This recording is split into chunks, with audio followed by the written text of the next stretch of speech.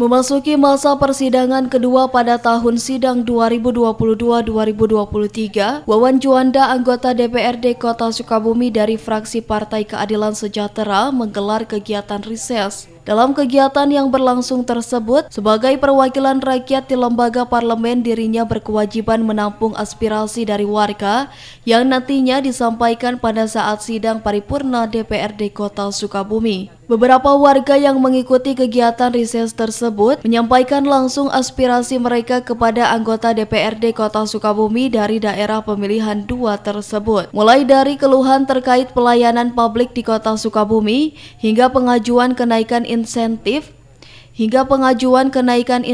perangkat RT dan RW. Tak luput dari usulan yang dilontarkan pada kegiatan yang berlangsung di Kelurahan Jaya Raksa, Kecamatan Paros itu. Dalam keterangannya, Wawan menyampaikan ada beberapa masukan aspirasi yang ditampungnya saat ini dan akan disampaikan pada saat sidang paripurna DPRD Kota Sukabumi nanti. Dirinya juga menyebutkan bahwa diharapkannya nanti aspirasi masyarakat yang disampaikan pada sidang paripurna nanti dapat menjadi atensi khusus Kepala Daerah Kota Sukabumi untuk ditindaklanjuti. Selain itu, dirinya juga menekankan terkait sosialisasi pelayanan kesehatan bagi warga Kota Sukabumi saat ini yang dinilainya masih kurang sosialisasi oleh pemerintah Kota Sukabumi. Menurutnya, dengan program jaminan kesehatan yang dimiliki pemerintah Kota Sukabumi saat ini, harusnya warga sudah terjamin seluruhnya untuk mendapatkan pelayanan kesehatan.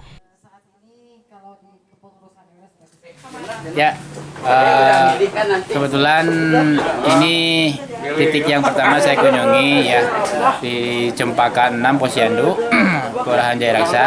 Aspirasi yang selama ini tadi kita tampung ada 6 ya. Kebanyakan satu ya aspirasi tentang pelayanan publik ya. Kedua, bantuan sosial yang selama ini mengalir dari pemerintah pusat melalui kota diharapkan tidak berhenti hanya sekali tapi terus menerus karena ini situasi COVID atau dampak ekonomi yang kurang ya kita akan akomodir terus juga pembangunan tadi kota jalan yang memang sudah banyak berlubang, masyarakat menginginkan dibaguskan lagi. Hal yang saat ini menjadi kendala untuk pasien penyintas kanker, Pak ya, penyintas kanker.